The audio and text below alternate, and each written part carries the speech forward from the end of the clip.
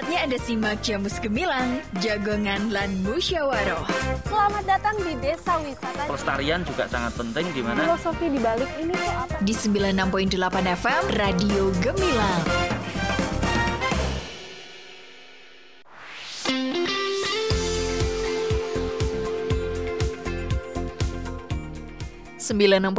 FM LPPL Radio Gemilang, Jendela Musik dan Informasi. Hai, selamat siang Sobat Gemilang, apa kabar? Ketemu lagi barengan Kalista Apsari yang kali ini ready menemani Anda. Tentu kali ini di Jamus Gemilang, Jagongan lan Musyawaroh spesial kali ini bersama dengan sahabat perempuan, membahas topik yang menarik, perempuan dan kemerdekaan. Dan pastinya Kalista nggak sendirian kali ini, sudah hadir narasumber yang sudah stay di Radio Gemilang. Dan sebelumnya Sobat Gemilang, buat Anda yang pengen dengerin atau nonton siaran talk show kali ini, Anda bisa ke YouTube Gemilang FM Official atau di live streaming di gemilangfm.id ataupun di beritamagelang.id. Oke, kita langsung aja sapa narasumber yang sudah hadir kali ini di studio Radio Gemilang. Halo, selamat pagi. Ada Mbak Dian Prihatini selaku dari Divisi Informasi Dokumentasi dan Publikasi Sahabat Perempuan. Selamat pagi, Mbak Dian. Pagi, Mbak Kalista. Sehat? Alhamdulillah. Mbak Dian sendiri? Alhamdulillah. Oke. Semangat kemerdekaan. Siap. 45 ya? Iya dong, harus. Oke, di sebelahnya ada Mbak Putri Andani Prabasasi selaku Direktur dari Sahabat Perempuan. Selamat siang Mbak Putri. Selamat siang Mbak Kalista. Oke, ini panggilan apa namanya, nyantriknya Mbak Uci ya? Iya. Iya. Gimana kabarnya Mbak Uci? Alhamdulillah sehat, baik. Mbak Kalista gimana? Oh baik dong, Iya. Selalu always Iya, kelihatannya. selalu always. Alhamdulillah. Oke, kali ini kita akan membahas topik yang menarik, perempuan dan kemerdekaan nih Mbak Uci dan Mbak Iya. Dian Iya. selama 1 jam ke depan. Nah, untuk memperingati kemerdekaan Republik Indonesia juga yang ke-80. Oke, Indonesia ini udah merdeka selama puluhan tahun dan pertanyaan yang mendasar ini, sebenarnya makna dari kemerdekaan bagi sahabat perempuan sendiri itu apa sih? Boleh monggo Mbak Uci.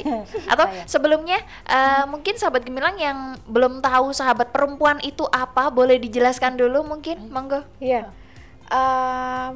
karena apa ya, kenalan tiap siaran nggak apa-apa kali ya Mbak ya? Iya, karena boleh kan dong. pendengarnya mungkin ganti-ganti terus ya Mbak ya. Jadi sahabat perempuan itu lembaga swadaya masyarakat yang bergerak di bidang pendampingan dan penanganan kekerasan terhadap perempuan dan anak. Pokoknya segala yang berbasis gender. Kami kantornya ada di Dusun Dangian, Bulon Salam. Kalau dari Magelang itu arah Jogja, habis-habisnya jembatan ya di ujungnya Magelang kali ya, hampir ke arah Jogja gitu. Oke. Nah, jadi sahabat perempuan itu tidak hanya mendampingi kasus kekerasan, tapi juga kami ada komunitas juga Mbak, termasuk juga kampanye terhadap apa ya, kekerasan terhadap perempuan seperti itu. Kemudian program yang lain itu ada advokasi ke pemerintah. Jadi kalau misal ada kebijakan-kebijakan yang memang apa ya, kurang pas atau memang ada kebutuhan korban yang belum terpenuhi, biasanya kami mengadvokasi ke pemerintah seperti itu. Cuman memang fokus kami di penanganan. Dan untuk sahabat Gemilang yang belum tahu, pelayanan atau apa ya, pendampingan di sahabat perempuan itu gratis dari awal sampai akhir, tidak dibungut biaya sepeser pun. Wow. Jadi kalau misal memang apa ya, mengalami atau melihat atau dapat laporan dari teman atau saudara, bisa langsung ke sahabat perempuan aja gitu. Jadi kami siap untuk mendampingi insya Allah dari awal sampai akhir seperti itu. Oke, ada tambahan mungkin dari Mbak Uci? Sudah cukup kayaknya. Oke. Sudah komplit. Oke, terus makna kemerdekaan sendiri bagi sahabat perempuan ini, apakah makna itu sama dengan yang dipahami pada masyarakat umumnya seperti itu? Kalau untuk di sahabat perempuan sendiri, makna kemerdekaan bagi kami ya, terutama bagi perempuan itu tidak ada lagi kekerasan berbasis gender di Kabupaten Magelang. Itu makna mendasar bagi kami. Tapi mungkin bagi khalayak orang Magelang gitu ya, itu ya kita bebas berekspresi seperti itu. Jadi kita perempuan itu bisa mengambil keputusan sendiri, bisa mengemukakan pendapat, bisa memberikan saran serta kritik seperti itu. Dan kalau di Sahabat Perempuan kami memang karena pendampingan terhadap perempuan dan anak korban kekerasan berbasis gender, jadi bagi kami untuk merdeka itu ya tidak ada lagi kekerasan. Kabupaten Magelang khususnya seperti itu. Ada tambahan mungkin dari Mbak Dian? Cukup komplit juga dari Mbak Uci, tapi memang kalau di Sahabat Perempuan kan poinnya di situ ya Mbak, bebas dari segala bentuk kekerasan, diskriminasi seperti itu. Termasuk juga seperti yang sampaikan Mbak Uci tadi, menyampaikan pendapat tanpa merasa takut. Karena kan terkadang kita menyampaikan pendapat terus kemudian dapat intimidasi karena tidak sesuai dengan apa ya yang umum di masyarakat seperti itu. Kemudian yang lain bisa jadi bebas untuk berpartisipasi dalam pembangunan, karena kan pembangunan itu kan nggak cuma melibatkan nggak untuk laki-laki aja ya, tapi perempuan juga harus terlibat baik di tingkat yang paling kecil, misal kayak dusun, RT, RW kayak gitu. Sekarang sih mungkin kita bisa melihat keterlibatan perempuan sudah banyak ya Mbak ya. Cuman jangan sampai sekadar untuk formalitas aja gitu, tapi betul-betul didengarkan suara perempuan itu seperti apa. Jadi kebutuhan perempuan-perempuan itu juga terpenuhi hak-haknya gitu. Jadi kayak apa ya, hak-hak perempuan itu kan ada macam-macam ya Mbak, termasuk dalam pekerjaan, kemudian pendidikan, kesehatan, perkawinan seperti itu. Kami berharap sih merdeka nggak cuma sekadar perayaan setiap bulan Agustus dari tanggal 1 sampai 31 yang ramai apa Mbak, jalan jalan santai. Itu kami apresiasi karena itu bentuk dari apa ya, kebahagiaan perayaan kemerdekaan gitu ya. Tapi gitu betul. Tapi paling tidak juga memaknai apa sih yang masih jadi PR seperti itu. Nah, kalau perempuan terutama yang ada di Kabupaten Magelang ini, apakah sudah sepenuhnya merdeka dalam berbagai aspek kehidupan nih? Bisa diambil ya contohnya sedikit seperti itu? Kalau menurut kami, menurut kami pribadi, menurut saya aja deh. Kalau menurut saya sih merdeka itu kita tidak ada yang mengendalikan seperti itu ya. Tapi sebagian besar perempuan yang mungkin yang lapor ke kami itu mungkin mereka masih merasa belum merdeka. Karena masih ada, kalau di sini ya ada budaya patriarki, terus ada kayak pembatasan bagi perempuan. Misalnya perempuan nggak boleh bekerja, dia harus di rumah momong anak. Pokoknya mengurus rumah tangga seperti itu. Jadi kalau menurut saya masih banyak perempuan yang merasa belum merdeka. Jadi mereka belum bisa mengekspresikan keinginannya sendiri, belum bebas. Masih banyak yang ketergantungan terhadap laki-laki. Jadi masih apa ya? Masih ada ketakutan untuk dia keluar dari zona nyaman seperti itu ya. Mungkin itu. Ya. Kalau Mbak Dian sendiri menanggapi hal ini? Berbicara soal kemerdekaan untuk yang di Magelang, ada yang mungkin memang sudah benar-benar, kan bervariasi ya Mbak ya. Ada yang memang sudah merdeka, misal kayak perempuan-perempuan yang jadi kepala desa, bisa jadi kepala keluarga, bahkan secara single gitu ya, kayak single parent atau jadi kalau teman-teman menyebutnya itu perempuan kepala keluarga seperti itu. Tapi tidak sedikit juga yang belum merdeka, terbukti dengan kasus yang masih kami dampingi itu tuh tidak sedikit ya untuk kekerasan terhadap perempuan, di mana KDRT ya, tahun lalu kan total kasus kekerasan terhadap perempuan ada 90 kasus, sampai bulan ini ada sekitaran 30-an gitu. Sekarang sampai bulan ini dominasinya KDRT. Terbukti bahwa ya kita nggak bisa menghakimi bahwa di Magelang itu tuh belum merdeka semua, tapi ada sebagian perempuan-perempuan yang belum merdeka dari kekerasan seperti itu. Kami Sahabat Perempuan sih berupaya untuk agar perempuan-perempuan untuk berani speak up kalau memang mengalami kekerasan, terus kemudian lebih berdaya lagi gitu, tidak bergantung kepada pasangan atau laki-laki, karena kalau misal sudah mengalami kekerasan kemudian dia akan bergantung dengan pasangannya, akhirnya dia akan larut di dalam siklus kekerasan yang berulang-ulang terus. Sedangkan kalau misal secara berdaya secara pemikiran, kemudian ekonomi, dia akan berani untuk mengambil sikap saat dia mengalami kekerasan. Dia akan mikir, oh ya udah, aku bisa sendiri kok gitu. Aku harus lepas dari ini, seperti itu. Yang kami inginkan seperti itu ya Mbak. Jadi makanya betul. Jadi di komunitas sahabat perempuan tujuannya sebenarnya di pemberdayaan perempuan seperti itu. Oke. Nah kalau akhir-akhir ini ada laporan baru nggak sih Mbak? Ada. Akhir-akhir ini KDRT banyak sekali, dan itu bervariasi, tidak hanya karena orang ketiga, tapi karena ekonomi juga. Dan di situ perempuan itu banyak juga yang sekarang sudah mulai berani lapor sampai ke ranah kepolisian ya. Kalau dulu kan kalau KDRT itu biasanya kita mediasi kayak gitu, tapi sekarang sudah mulai banyak perempuan yang berani melaporkan ke ranah hukum, jadi bisa sampai ke ranah pidana seperti itu. Jadi hak perempuan itu bisa terakomodasi, terfasilitasi melalui proses persidangan seperti itu. Jadi tidak hanya kayak kemarin hanya mediasi, setelah itu ada surat pernyataan, terus kembali lagi, dan ternyata di situ kejadian lagi KDRT lagi. Jadi sekarang sudah mulai beberapa perempuan yang lapor ke kami itu sudah mulai berani untuk speak up sampai ke ranah hukum seperti itu. Terus kalau perempuan yang sepenuhnya merdeka di berbagai aspek kehidupan yang dicita-citakan oleh para pejuang perempuan terdahulu ini, apakah sudah menurut dari kacamata Mbak Uci dan Mbak Dian dalam sahabat perempuan ini sendiri? Kalau dari berbagai aspek sebetulnya dilihat di atasnya kali ya Mbak ya. Maksudnya sekarang kan perempuan yang sekolah tinggi itu udah banyak banget, jadi dosen, bahkan profesor. Profesor. Kemudian Indonesia pernah punya presiden perempuan seperti itu. Kalau melihat itu sih sebetulnya secara garis besar tuh sudah bagus. Tapi kan kita tidak tahu di bawah grassroots ya. Di masyarakat itu seperti apa gitu, terkait juga kayak misal perkawinan anak kayak gitu kan, sebetulnya belum waktunya seperti itu.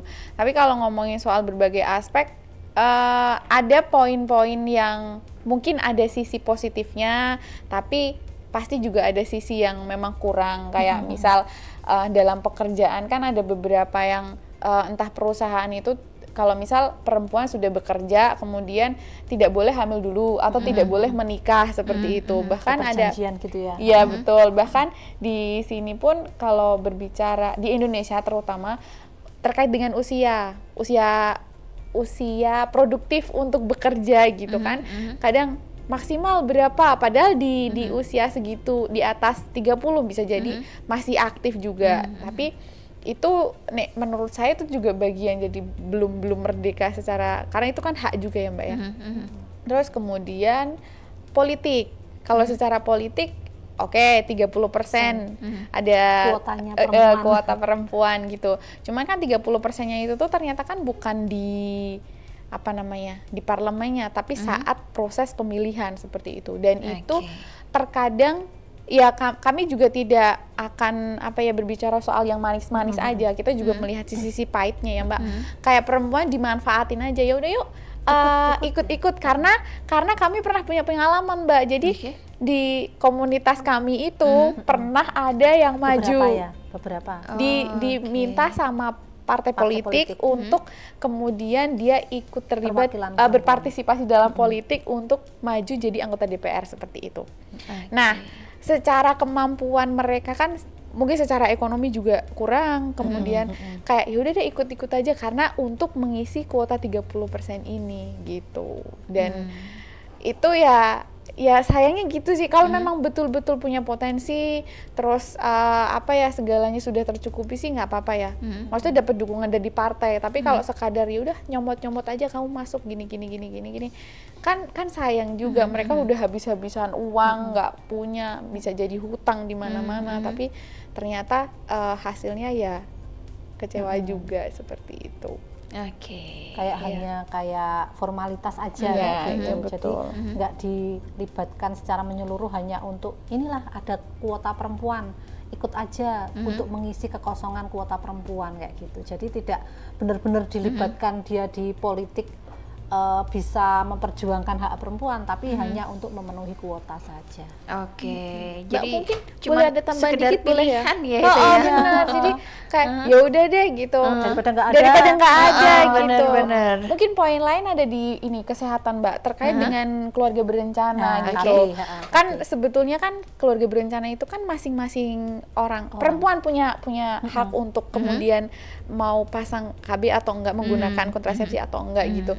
Tapi kan mungkin Mbak Kalista atau Mbak Uci bisa memberikan tambahan kalau koreksi kalau misal saya salah ya, karena kan saya juga belum punya pengalaman terkait itu. Tapi kalau misal mau ber-KB itu kan kadang harus ada kesepakatan antara suami dan istri gitu. Dan terkadang kalau suaminya tidak menghendaki, kemudian istrinya nggak berani untuk mengambil keputusan seperti sendiri. itu. Bahkan itu di dalam dunia medis juga harus ada izin dari pasangannya seperti itu. Memutuskan untuk punya anak. Kadang kan harusnya kalau punya anak itu kan yang hamil memang perempuan, tapi kan dibuahi dari laki-laki kan. Punya anak atau enggak kan harusnya kesepakatan dari kedua belah pihak. Tapi kalau misal istrinya udah nggak mau tapi lakinya masih, aduh kamu belum punya anak laki-laki, jadi harus hamil lagi seperti itu kan. Itu juga soal kebebasan, bagian dari kemerdekaan juga kan. Itu mungkin itu kali ya, sebagian kecilnya. Memang masih banyak perempuan yang ini terlalu tidak berani sama pasangan. Jadi misalnya mau KB pun dia harus, aku nggak boleh KB nanti soalnya anakku masih perempuan semua, masih pengen ada yang anak laki-laki padahal sudah 5 anaknya. Dan itu jaraknya itu deket-deket lah. Itu kan padahal organ reproduksi perempuan itu kan kalau terlalu dekat itu kan juga nggak baik juga, apalagi untuk kesehatan perempuan itu sendiri lah. Laki-laki kan nggak merasakan hamil lah, yang ini 9 bulan hamil itu kan juga harus dipikirkan nanti, apalagi kalau usianya sudah resiko ya resti kayak gitu, resiko tinggi itu kan harus diperhatikan juga. Jadi masih banyak yang belum berani untuk menolak pasangannya bilang jangan KB, harus punya anak ini laki-laki, harus punya anak laki-laki kayak gitu. Kenapa? Kalau itu mungkin harus laki-laki gitu ya. Itu nih. Itu mungkin pola pikir zaman dulu ya, seperti itu bisa masih ke bawah sampai sekarang seperti itu. Itu mungkin karena budaya patriarki itu. Jadi mungkin dari sahabat perempuan sendiri sosialisasi seperti itu masih kurang juga ya? Atau seperti masih apa? juga sih ya, masih juga sih mungkin kurang sosialisasi juga. Mungkin karena kesini itu kan kasus terus permasalahan itu kan semakin kompleks ya. Jadi mungkin kita harus mulai lagi untuk sosialisasi, untuk keliling lagi seperti itu. Oke, nanti kita bahas Mbak Uci dan juga Mbak Dian. Kita break dulu. Untuk Anda sahabat Gemilang yang pengen bertanya, Kalista masih buka kesempatan di line WA 081578989968. Kita kembali saat lagi, so pastikan Anda tetap bergabung barengan Kalista Apsari di Jamus Gemilang, Jagongan lan Musyawarah bersama dengan sahabat perempuan. Kesenangan yang hanya sesaat membuat orang gampang terjebak dan kehilangan lebih banyak. Harapan dan masa depan dirusak dengan permainan yang hanya menghantarkan kesengsaraan. Judi online membuat banyak orang ketagihan hingga banyak yang diterlantarkan. Tidak ada penjudi yang hidupnya lebih baik. Jangan hancurkan hidupmu demi meratukan permainan judimu. Menaruh harapan pada manusia adalah seni paling sederhana untuk menderita.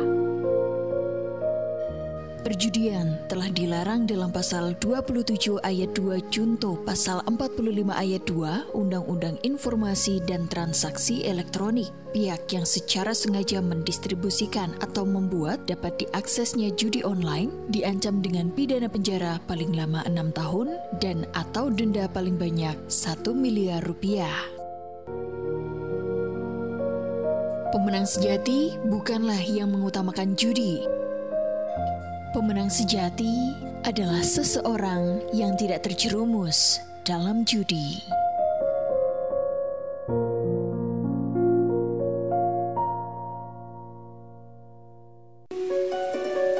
Kasus penyalahgunaan dan peredaran gelap narkoba semakin meningkat setiap hari. Keinginan untuk mencoba, ingin tampil beda karena kurangnya rasa percaya diri hingga akhirnya menjadi ketergantungan. Cegah bahaya narkoba dengan CARE.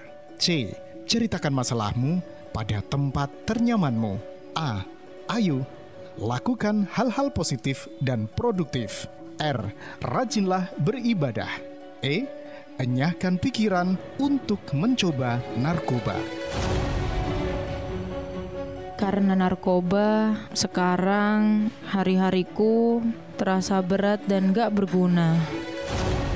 Kamu gak mau kan masa depanmu hancur karena narkoba? Kamu harus bangkit. Dan aku yakin kamu pasti bisa. Mari ajak penyalahguna narkoba untuk direhabilitasi dari ketergantungan narkoba.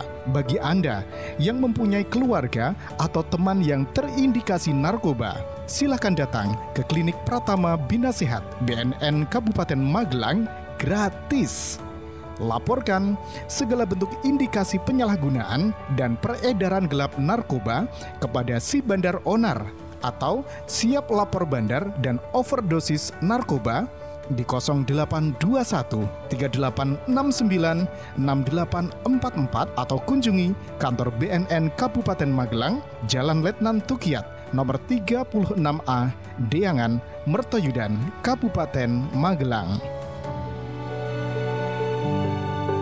Informasi ini disampaikan oleh BNN Kabupaten Magelang dan didukung oleh Dinas Kominfo Kabupaten Magelang.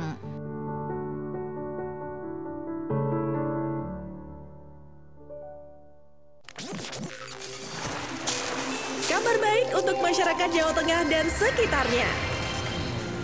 Pertanggal 25 April 2025, Bandara Jenderal Ahmad Yani Semarang resmi kembali berstatus sebagai bandara internasional.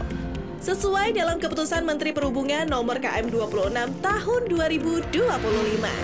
Saat ini, sudah ada 3 maskapai yang siap membuka rute internasional dari dan menuju Semarang, AirAsia, Scout, dan Lion Group dengan rute langsung ke Malaysia dan Singapura. Sehingga meningkatkan pertumbuhan ekonomi daerah, mendorong pengembangan pariwisata, menarik lebih banyak investasi dan perdagangan, serta mendukung keberadaan kawasan ekonomi khusus di Jawa Tengah. Mari dukung langkah strategis ini demi masa depan Jawa Tengah yang lebih cerah.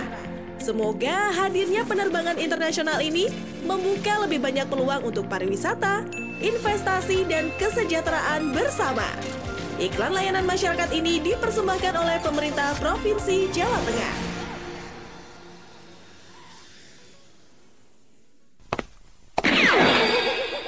Aduh, Duk, kok omahe reget banget ki piye? Engko nek putuku kena stunting piye nek omahe reget ngene iki? Lah, napa hubungane stunting kali omah reget, Bu? Anak-anak ki rentan kena penyakit, Duk. Apa meneh nek lingkungane reget bisa kena stunting. Dadi kudu ati-ati. Walah, ngoten, Bu. Nggih, kula resik sakniki. Stunting adalah gangguan tumbuh kembang anak yang disebabkan kekurangan asupan gizi, terserang infeksi maupun sanitasi yang tak memadai. Mari cegah stunting dengan memenuhi kebutuhan gizi sejak hamil. Memberi ASI eksklusif sampai bayi berusia 6 bulan dengan didampingi empati sehat, selalu pantau tumbuh kembang anak dan menjaga kebersihan diri serta lingkungan sekitar. Iklan layanan masyarakat ini dipersembahkan oleh Dinas Komunikasi dan Informatika Kabupaten Magelang. Masih ada ikuti Jamus Gemilang, Jagongan lan Musyawaroh. Di 96.8 FM LPPL Radio Gemilang. Radio Gemilang.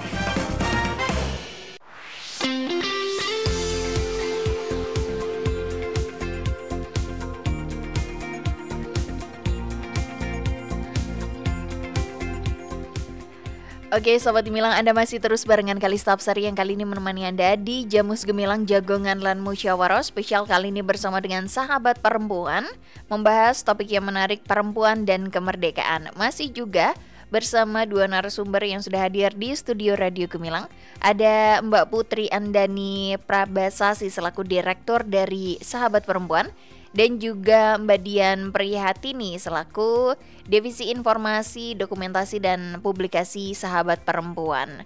Oke, langsung aja Mbak Putri dan juga Mbak Dian. Kita tadi ngomongin soal sosialisasi ya. Kadang sahabat perempuan sendiri untuk menyadarkan para wanita nih biar bisa lebih melek akan kemerdekaan, terutama diri sendiri, itu kurang ya. Nah, itu seperti apa? Apakah ada banyak kendalanya atau ya mungkin apa seperti itu? Monggo dari Mbak Uci sendiri. Kalau dari kami itu memang apa ya namanya, di program kami ini mungkin memang untuk sosialisasi kita kurang ya, kurang. Jadi mungkin nanti kedepannya kita akan mengagendakan lagi untuk sosialisasi, terutama untuk perempuan-perempuan yang tadi misalnya belum berani belum merasa merdeka, belum bisa memperjuangkan hak-haknya seperti itu. Nanti kita akan mengagendakan lagi. Tapi memang karena di tahun ini kami juga ada efisiensi juga untuk anggaran seperti itu. Jadi ada keterbatasan dari lembaga kami untuk melakukan sosialisasi. Jadi memang apa ya, banyak sekali ya SDM kita juga sekarang yang eksekutif juga 4 orang aja setiap hari. Jadi memang kita banyak di pendampingannya. Jadi untuk sosialisasi kita biasanya kerjasama dengan P2TP2A Kabupaten Magelang. Jadi kalau misalnya di P2TP2A kita ada agenda untuk sosialisasi, biasanya kita dilibatkan. Jadi kita bisa bareng-bareng di situ untuk apa namanya, berbagi misalnya di kecamatan mana, di sekolah mana seperti itu. Jadi kita kerjasama dengan P2TP2A dan juga kerjasama dengan Polres Kabupaten Magelang. Nah, biasanya Polres itu juga jawil sahabat perempuan untuk sosialisasi terkait kekerasan terhadap perempuan dan anak, kayak gitu Mbak. Jadi memang keterbatasan kami saat ini di 80 tahun Indonesia Merdeka itu kan efisiensi anggaran seperti itu. Jadi semoga nanti di tahun depan kita masih bisa melakukan program-program untuk sosialisasi sehingga perempuan-perempuan Kabupaten Magelang itu berani speak up untuk memperjuangkan hak-haknya, untuk apa ya namanya, berani mengutarakan pendapatnya, berani mengkritik mungkin karena di komunitas kami itu kan banyak juga perempuan yang mantan korban KDRT ya, mantan korban KDRT yang menjadi panjang tangan kami untuk lingkungan mereka agar bisa membantu perempuan-perempuan lain yang mengalami kekerasan dalam rumah tangga atau kekerasan dalam pacaran atau kekerasan seksual seperti itu. Jadi kami punya komunitas yang bisa menjadi panjang tangan kami. Biasanya mereka merujukkan ke kami kalau ada kasus-kasus di lingkungan sekitar mereka kayak gitu. Jadi tidak harus sosialisasi, tapi kita juga punya komunitas yang bisa kita berdayakan untuk membantu perempuan-perempuan yang ada di lingkungan mereka untuk berani speak up. Gitu. Terus kalau kegiatan apa aja juga nih dalam rangka kemerdekaan Republik Indonesia ini sendiri yang mungkin sudah dilakukan atau mungkin belum akan dilakukan nih? Monggo, Mbak Dian. Sejauh ini sahabat perempuan nggak ada event khusus ya Mbak ya, maksudnya untuk dalam rangka untuk memperingati Hari Kemerdekaan. Sebetulnya sejauh saya di Sahabat Perempuan memang tidak ada agenda khusus ya Mbak ya, cuman paling biasanya lebih ke diskusi-diskusi kecil atau ketemu dengan apa Mbak, komunitas-komunitas gitu, karena kan komunitas berasal dari berbagai, maksudnya lapisan masyarakat yang macam-macam ya Mbak, dengan latar belakang entah pekerjaan, pendidikan dan lain-lain gitu. Biasanya kami lebih diskusi di situ sih. Tapi kalau untuk yang event khusus kayak misal teman-teman, kalau misal di Pemda kan banyak nih Mbak, ada yang lomba-lomba, kemudian event jalan karnaval dan lain-lain. Untuk yang hingar-bingar mungkin bukan jadi fokus kami ya, tapi dalam artian lebih ke itu tadi, kayak diskusi, entah itu diskusi internal secara eksekutif aja atau melibatkan teman-teman, karena Sahabat Perempuan kan juga kemarin sempat ada sekolah perempuan ya Mbak ya. Jadi kalau kemarin itu lebih ke remaja, tapi ada beberapa yang sudah dewasa juga terlibat gitu. Nah kami lebih masuk ke diskusi seperti itu, tapi enggak yang kemudian heboh yang ada harus kalau 17-an atau Agustusan itu kan identik dengan warna merah putih gitu ya. Kalau kami lebih ke ya udah diskusi aja, ngomongin soal Indonesia tuh kayak gimana sih sekarang, kira-kira ada harapan gak sih ke depannya. Itu tuh menarik banget kalau ngobrol sama anak-anak yang kayak remaja. Kita ngelihat dari sisi mereka juga bagian dari generasi penerus bangsa ya Mbak, maksudnya jadi mimpi negara untuk generasi emas 2045. Iya, kami berharap mereka juga lebih kritis gitu, sisi apakah mereka juga sudah merdeka atau belum gitu. Ngelihat dari pendapat mereka tentang apa ya, kondisi negara ini. Mungkin Mbak Kalista juga tahu kan belakang tuh kayak gimana sih gitu. Kami juga biasanya eventnya lebih ke itu. Nah, kalau Sahabat Perempuan memang fokusnya mungkin di akhir tahun ya Mbak ya, untuk kampanye Hari Anti Kekerasan. Tapi kalau untuk yang event kemerdekaan gitu memang tidak ada agenda khusus sih. Oke. Tapi kalau kami di kita kan juga punya kampung sendiri-sendiri kan, kita dari berbagai kecamatan juga. Nah itu kami selepas tidak di Sahabat Perempuan, kita sebagai diri kita sendiri itu kita tetap ikut sih. Di desa kami kan juga ada acara ya, kayak tirakatan, kayak ada lomba-lomba, tapi kita juga ikut berpartisipasi di situ. Jadi kita tetap warga negara Indonesia yang baik, kata teman kita sih NKRI harga mati kayak gitu.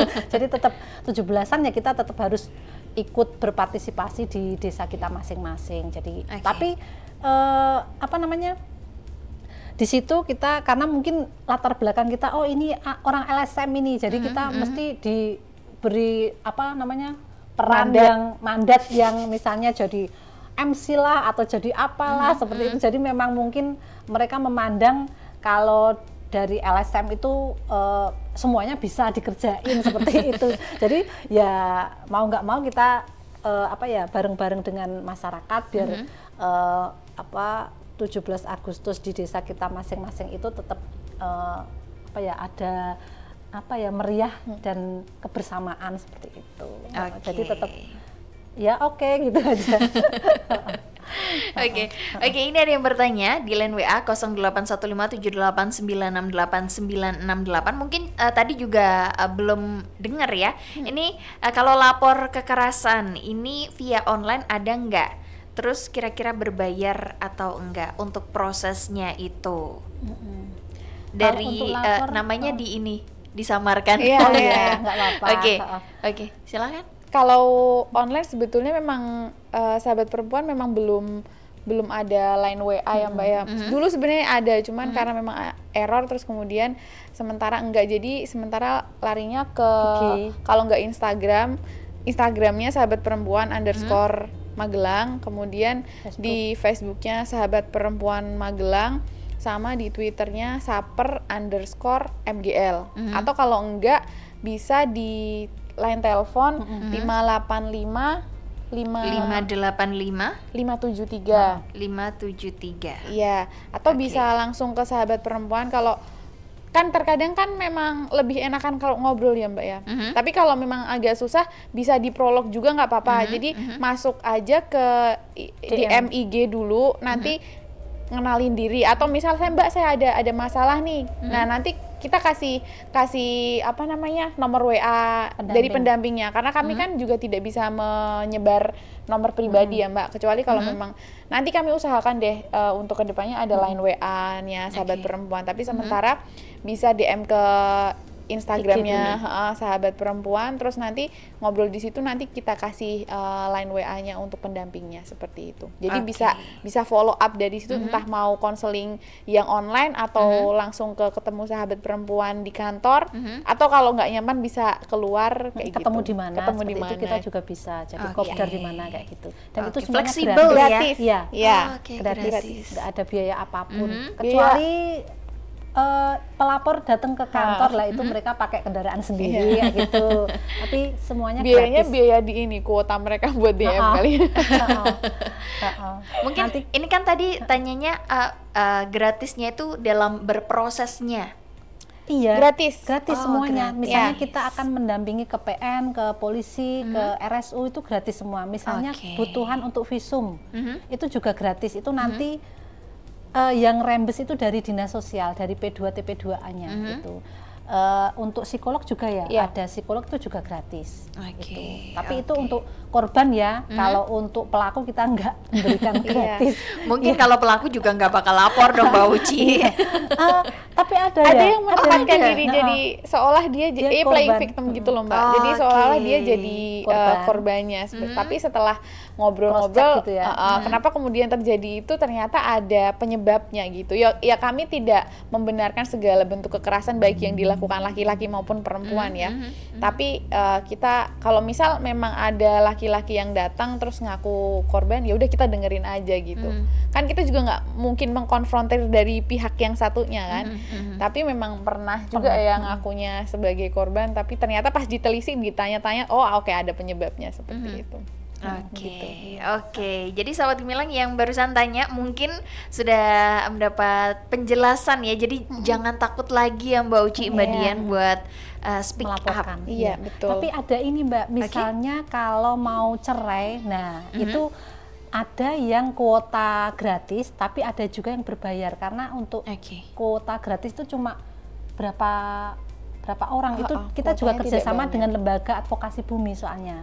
Gitu. Jadi mereka kan ada anggaran dari Kemenkumham, jadi ada kuota untuk prodeo, jadi gratis. Yang tapi khusus untuk kekerasan KDRT misalnya, KDRT ya ini. untuk perceraian, dan itu di awal tahun biasanya. Itu kita cuma dapat kuota kalau nggak salah 5 ya dari lembaga advokasi bumi gitu. Itu bisa. Tapi kalau yang lainnya berbayar, kita cuma bisa memberikan syarat-syaratnya untuk perceraian itu apa aja kayak gitu. Oke, siap. Ada tambahan mungkin Mbak Dian? Kok sepertinya ada mikir apa gitu? Sebetulnya kalau biaya perceraian itu tuh kan, ya kalau memang orang nggak punya duit, emang bener-bener nggak punya ya Mbak, ya maksudnya memang butuh yang gratis gitu.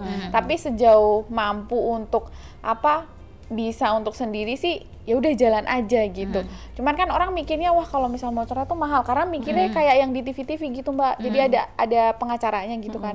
Ya kalau pakai pengacara pasti mahal gitu ya. Tapi kalau jalan sendiri insya Allah juga maksimal 1 juta. 1 juta. Kalau misal sisa nanti juga dikembalikan seperti itu. Jadi ya kami kalau untuk memerdekakan diri bener, maksudnya kan kami berharap juga Pak teman-teman korban ini juga nggak kemudian berlama-lama kayak dalam kubangan kekerasan gitu loh. Kalau misal mau nggak mau memang harus ada yang dikorbankan gitu. Entah itu harus mencari uang dengan susah payah gitu. Tapi kalau misal enggak, ya mau sampai kapan bertahan di titik itu gitu.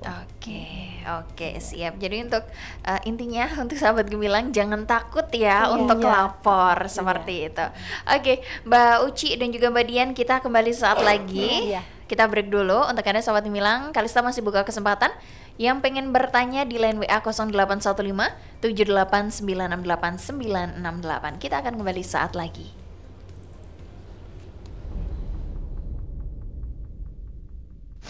Maraknya modus penipuan online melalui WhatsApp jadi salah satu kejahatan online yang harus diwaspadai.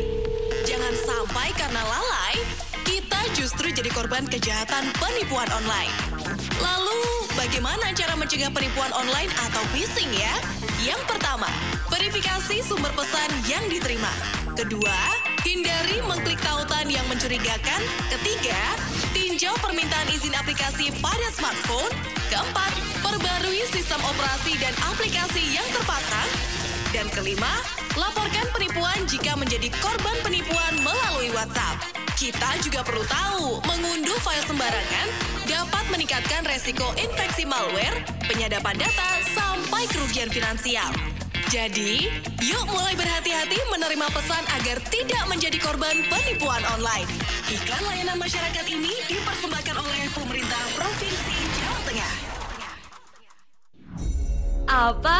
Maudy Ayunda gak pernah posting foto lakinya, tiba-tiba posting foto akad. Pasti dia. Komen ah. What? Desi, tetangga centil beli mobil baru lagi. Padahal dia kerja juga enggak. Komen pedes, share ke grup gibah ah. Stop bestie. Yuk bijak bersosial media. Jempolmu harimaumu. Stop hoax dengan melakukan klarifikasi, konfirmasi dan validasi informasi yang kamu terima sebelum dibagikan lagi. Berhenti menebarkan kebencian di sosial media dan mari tebarkan kebaikan. Simpan gadgetmu, mulai berinteraksi langsung dengan orang terdekatmu. Iklan layanan masyarakat ini dipersembahkan oleh Dinas Komunikasi dan Informatika Kabupaten Magelang. Hai Bun, ayo sini gabung. Hai, iya Bun. Hai, Bilkis juga ikut toh. Main sana sama teman-teman. Dari tadi sudah ditunggu teman-temannya loh. Loh, anakmu masih belum sembuh batuknya Bun? Iya nih Bun, padahal udah minum obat. Tapi batuknya belum mereda juga. Duh, jangan didiemin aja Bun. Langsung diperiksakan lagi ke dokter ya. Takutnya anak kamu kena TB. Setiap orang tua pasti ingin anaknya sehat.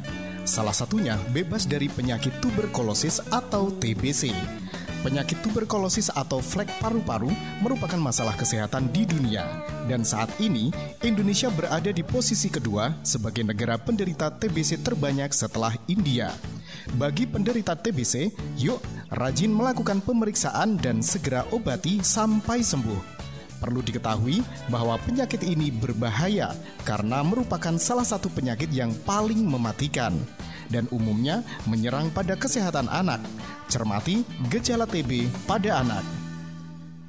Iklan layanan masyarakat ini dipersembahkan oleh 96.8 FM LPPL Radio Gemilang, Jendela Musik dan Informasi. Wah, weekend nih, enaknya ngapain ya? Bro, goes yuk. Ayo, siapa takut? Oke, siap-siap dulu ya. Bu, aku mau bersepeda dulu ya. Walah, ya udah sana. Hati-hati ya bersepedanya, biar aman, gunakan isyarat. Pasti Bu, syaratnya kalau belok kiri, tangan kiri lurus, jari diarahkan ke kiri. Belok kanan, tangan kanan lurus, jari diarahkan ke kanan. Kalau ada lubang, tangan kanan turun, dengan jari telunjuk diarahkan ke bawah jalan Bu. Gitu kan? Masih ada lagi. Kalau berhenti, tangan kanan diangkat ke atas, sembari jari dibuka.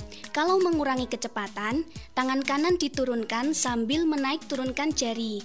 Dan yang terakhir, untuk mempersilahkan mendahului, yaitu tangan kanan diturunkan, jari dibuka sembari diayunkan ke depan dan belakang. Walah, ternyata bersepeda juga ada isyaratnya ya Bu? Lah jelas itu, karena bersepeda aman itu dambaan semua orang.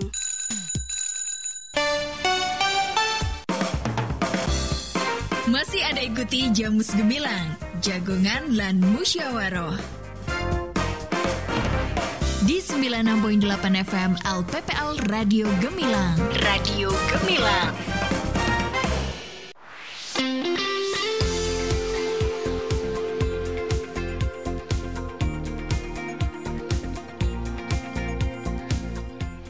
Oke Sobat Gemilang, masih balik lagi barengan Kalista Apsari menemani Anda kali ini di Jamus Gemilang Jagongan lan Musyawarah. Spesial bersama dengan sahabat perempuan membahas topik yang menarik, perempuan dan kemerdekaan. Masih juga bersama dengan narasumber yang luar biasa kali ini, cewek-cewek pastinya. Ada Ibu Putri Andani Prabasasi selaku Direktur dari Sahabat Perempuan, dan juga Mbak Dian Prihatini selaku Divisi Informasi, Dokumentasi dan Publikasi Sahabat Perempuan. Masih semangat Mbak Uci dan Mbak Dian? Semangat Mbak. kemerdekaan. Siap. Di ujung tahun 30 Agustus. Di ujung akhir bulan tanggal tua. Tetap semangat. Iya benar banget, sama saya juga merasakan tanggal tua nih. Langsung curhat ya. Oke, Mbak Uci dan Mbak Dian, kalau kita mau tanya nih, tadi ya mungkin orang-orang yang lapor ke Sahabat Perempuan tentang kekerasan yang dialaminya, ini pada akhirnya endingnya ini apakah ada mediasi ataupun ujung-ujungnya yang terjadi adalah perceraian seperti itu? Ini bisa dijelaskan dalam case yang mungkin sering didapati di Sahabat Perempuan di Kabupaten Magelang ini sendiri, monggo. Ya, kalau untuk korban KDRT ya ini biasanya itu ada dua pilihan memang. Kami biasanya memberikan pilihan-pilihan dan resiko terburuk di awal untuk korban KDRT, karena memang kebanyakan mereka itu di awal itu kan mungkin masih emosi ya kalau lapor ke kami itu, pokoknya pengennya pisah kayak gitu. Tapi kan kita ada beberapa pilihan, misalnya nanti anak gimana, terus ibu nanti misalnya pisah seperti apa, apakah ada pekerjaan ataukah mau kemana, ataukah masih ada ketergantungan dengan suami seperti itu. Jadi memang kita ada beberapa pilihan, terus nanti kita memberi waktu untuk ibu ini berpikir dulu, karena kalau untuk awal lapor itu mungkin mereka masih berapi-api, jadi aku udah diginiin, jadi aku pengennya pisah, aku nggak mau lagi sama suamiku karena dia sudah menyakitiku seperti itu. Jadi kalau kebanyakan itu di kami itu mediasi ya, untuk KDRT itu mediasi. Jadi di situ nanti dua belah pihak dipertemukan, jadi ada mediatornya di situ, terus nanti ada membuat surat pernyataan. Jadi masing-masing si suami pengennya seperti apa, si istri pengennya seperti apa. Jadi nanti di situ dituliskan semuanya, terus nanti ada saksi-saksinya. Jadi itu paling enggak yang pertama ya, jadi secara kekeluargaan seperti itu. Terus nanti kalau itu mentok nggak bisa ketemu titik temunya, nanti biasanya perempuannya ini, korbannya ini yang akan mengajukan rapak kayak gitu, Mbak. Tapi rapak itu cerai, tapi dari pihak perempuan yang mengajukan ke pengadilan agama. Jadi menggugat cerai suaminya kayak gitu. Jadi memang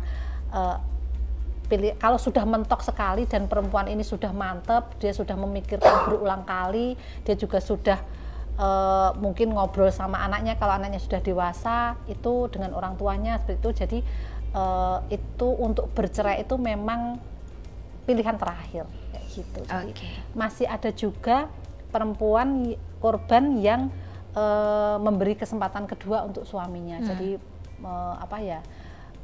setelah ada surat pernyataan itu dia kembali lagi, terus memulai lagi dari awal, tapi kita tetap monitoring.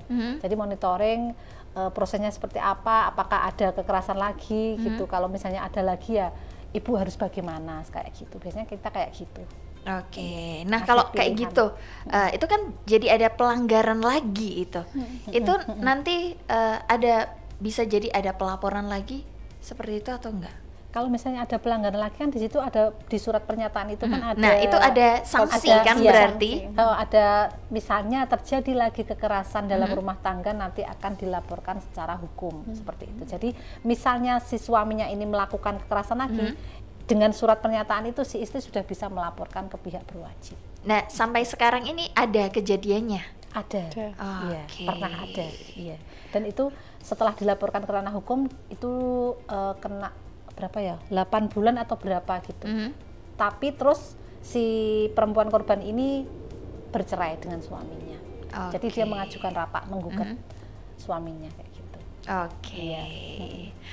Untuk proses seperti ini ada nggak sih Mbak Uci atau Mbak Dian tantangan terbesar? Tantangan terbesar yang dihadapi kayak gitu. Terutama untuk KDRT kali ya Mbak ya. Lebih ke itu tadi, ngeyel. Maksudnya masih karena beberapa itu korban datang ke Sahabat Perempuan itu kan kadang curhat, maksudnya konseling, tapi tujuan lain itu terkadang minta sahabat perempuan untuk menyadarkan suaminya, mengubah suaminya yang berperilaku kekerasan ke non kekerasan seperti itu. Nah, kalau dari sahabat perempuan kan memang kami tidak diperbolehkan untuk memberikan solusi ya, jadi memberikan beberapa alternatif, terus kemudian nanti teman-teman korban ini yang kemudian memutuskan dengan segala konsekuensinya seperti itu. Jadi kadang kami juga memberikan advice, maksudnya misal suaminya melakukan kayak gini, terus kita memberikan alternatif pilihan atau apa, tapi denial di awal gitu, jadi kayak penyangkalan, tapi suamiku tuh ini tetap baik kok mbak, gini dan gitu. Iya bisa jadi itu sudah ada ketergantungan dengan pasangan juga, namanya pernikahan ya mbak, maksudnya kan nikah kan juga lama, kesepakatan mungkin pacarannya juga lama, terus sudah menikah, sudah punya anak gitu, sebenarnya niat di hatinya masih ada rasa cinta, tapi ternyata kok yondilalah dia mengalami kekerasan gitu kan, itu yang membuat si korban ini jadi kayak lebih susah untuk kita memberikan kesadaran bahwa dia itu tuh jenengan tuh korban gitu, tapi mereka tuh terkadang nggak menyadari soal itu. Jadi kalau kami sih lebih ke bijaknya lebih ke ya udah mereka datang ke sahabat perempuan, kami mendengarkan konseling mendengarkan curhatannya seperti apa, terus maunya seperti apa. Kalau memang saat itu mereka juga belum menyadari bahwa mereka itu jadi korban, ya udah kita tunggu gitu. Kita juga nggak bisa maksa tuh mbak. Dalam Islam juga nggak baik juga, maksudnya perceraian itu jadi alternatif terakhir lah gitu. Kami juga nggak yang kemudian ya mbak manas-manas udahlah cerai aja gini kasihan kamunya. Kami juga nggak boleh seperti itu. Jadi kami tunggu seperti Mbak Uci sampaikan tadi, kayak monitoring. Misal di minggu pertama atau bulan pertama perkembangannya seperti apa setelah konseling ke sahabat perempuan, nanti kalau memang sudah ada progres yang baik ya sudah bisa dilanjutkan. Tapi kalau misal enggak ya kami memberikan pertimbangan lagi. Nggih, monggo kalau misal mau lanjut dengan kondisi yang seperti ini gitu. Kesulitannya itu sih Mbak, ngeyel.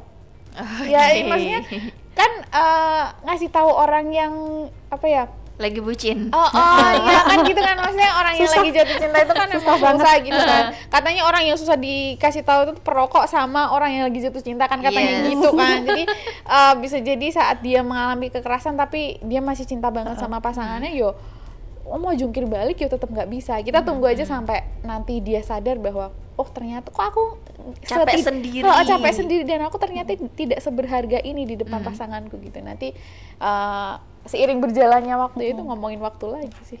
Waktu yang akan menjawab ya. Iya betul. Ya itu kendala buat kita. Soalnya kita sering ini dijadiin kayak ibu peri gitu. Mbak tolong deh itu suami saya mbak dirubah biar jadi orang yang baik, biar tidak melakukan kekerasan terhadap saya. Aduh kayak suamiku aku rasa ngubah, suruh merubah suaminya orang kan ya kita jadi bangun kesadaran ya. Jadi kita ini agar perspektifnya korban ini bisa dia tahu sendiri apa akibatnya jika dia terus bertahan di rumah tangga yang tidak baik. Siap. Untuk yang terakhir nih, pesan inspiratif yang ingin disampaikan untuk perempuan tentang perempuan dan juga kemerdekaan, terutama yang ada di Kabupaten Magelang ini sendiri. Monggo Mbak Uci dulu. Ya, untuk perempuan agar kita bisa merdeka, kita bisa berdaya, kita harus berani ngomong, kita harus berani mengungkapkan pendapat kita. Misalnya kita tidak cocok dengan apa yang dikatakan orang lain, kita harus berani mengemukakan. Tapi kita juga harus ada limitasi gitu ya, tahu batasnya. Jadi tidak terus kita sudah merdeka secara finansial misalnya, secara pendidikan, secara apa, tapi kita tidak boleh sombong, ini loh saya udah bisa apapun, terus kita nanti kemanjon kayak gitu. Nanti kan dibilangin wah kayak wong wedok saiki kok terus wani karo wong lanang terus ini. Nah, jadi kita harus tahu batasnya. Ada limitasi, itulah tadi. Limitasi. Benar. Mungkin itu. Jadi jangan takut untuk melaporkan misalnya ada kekerasan yang dialami untuk perempuan-perempuan dan anak perempuan di Kabupaten Magelang, di sahabat perempuan atau di P2 TP2A atau di Polres Kabupaten Magelang. Mbak Dian, singkat aja, monggo.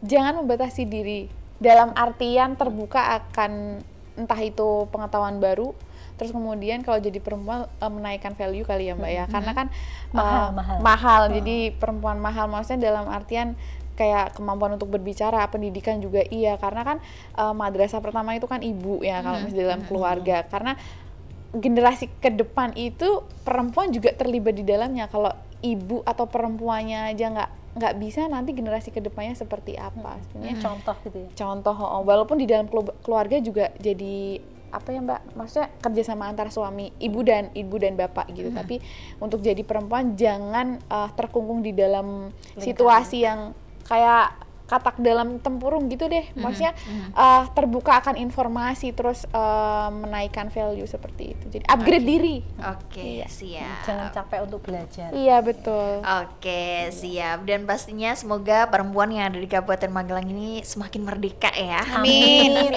Amin. Oke, terima kasih Mbak Putri Andani selaku Direktur Sahabat Perempuan Kabupaten Magelang, dan juga Mbak Dian Prihatini selaku Divisi Informasi, Dokumentasi dan Publikasi Sahabat Perempuan sudah hadir di studio Radio Gemilang, sudah memberikan edukasi, inspirasi juga untuk masyarakat yang ada di Kabupaten Magelang. Semoga sehat selalu dan sukses selalu. Amin. Mbak Kalista juga. Amin. Terima kasih. Dan Sahabat Gemilang, sampai di sini dulu kebersamaan barengan Kalista Apsari yang kali ini menemani Anda di Jamus Gemilang Jagongan Lan Musyawarah spesial bersama dengan Sahabat Perempuan membahas perempuan dan kemerdekaan. Kita bertemu di talk show Jamus Gemilang selanjutnya, dan pokoknya untuk Anda tetap selalu dengarkan 96.8 FM LPPL Radio Gemilang, Jendela Musik dan Informasi. Selamat siang, selamat melanjutkan aktivitas Anda. Merdeka. Baru saja Anda dengarkan Jamus Gemilang Jagongan Lan Musyawarah.